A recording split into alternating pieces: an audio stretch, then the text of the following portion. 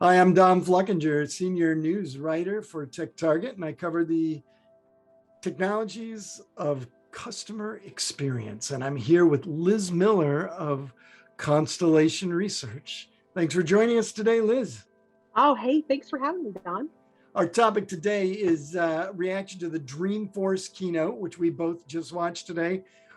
What do you think of that whole experience, Liz? They seem to be very long on vision and short on product news. Yeah, I don't, I think it was very long on vision, but that is what the Salesforce Dreamforce keynote is all about, right? For those of us who have experienced it live, it's the party, it's the pom-poms, it's the inflatable beach balls being tossed around the event every once in a while. Wild, crazy protester wanting to shout at Mark, right? So every once in a while you get those moments. I kind of missed that today, so that was a bummer. But I think that's what we've come to expect from Salesforce. We expect that opportunity for Salesforce to throw the biggest party as a giant thank you for their friends and family. So I think Salesforce is trying to rethink how they present content. You see that in Salesforce Plus. I agree with you that there probably weren't the big, like, boom, here's a whole new cloud announcements from Salesforce. Right. Like it was like, here's sustainability cloud, which is cool. Like hey, I'm here to save the planet. Like that's cool. That's great. But it wasn't like here's the CEO cloud. Like, boom, here, let's change your whole business.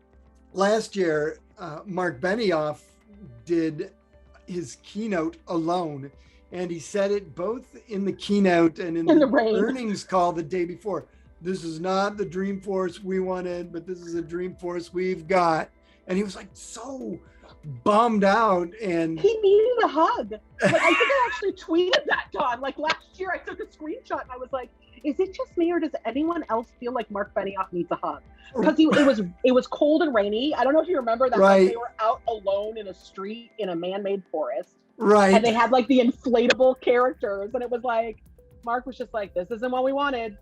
Right. What we got. And it was so like, wow, this is really like, so could Brett please go out and just give Mark a hug? Because this is getting sad. And you know what? This year, and I tweeted this again this morning too when I was watching it, I'm like, if this isn't Marc Benioff in his natural habitat, right, with a front row of people with golden pom-poms, like, like with a blocked off street and, fans to just build off that energy, I don't know what is. Like, if he's in a zoo, that's his zoo. Like, that's his habitat. And I feel like that's why they went through all the hoops of bringing just 1,000 people. It's not the 180,000 that we're used to seeing, but they got this quorum to make Marc Benioff, feed off that audience reaction. It was just enough to get him going. Yeah, but I think the whole company kind of feeds off of that. Like I think it's part of their culture. They feed off of the excitement of the people who use them and love them the most, right? And there's nothing wrong with that, to be honest with you. Like, feeding off the joy of the community it's kind of why you invest in a community to begin with.